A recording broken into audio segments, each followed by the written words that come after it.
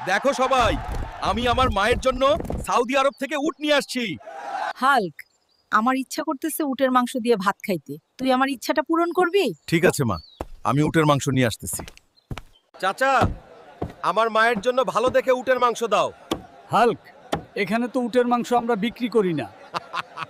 চাচা, তাহলে উটের মাংস কোথায় পাবো? বাংলাদেশে কথা উটের মাংস পাবি না হাল্ক, শুধু পাবি সৌদি আরবে। এই হালকা আবার সাউদি যাবে নাকি? না, যেখান থেকে হোক আমার মায়ের জন্য উটের মাংস নিয়ে আসব। আমার মায়ের আশা আমি পূরণ করব। কিরে হালকা, বাইক বিক্রি করলি কেন? চাচা, আমি সৌদি আরব যাব মায়ের জন্য উটের মাংস আনতে। মা, আমি যাই। হো, তোমার জন্য উটের মাংস আনবই।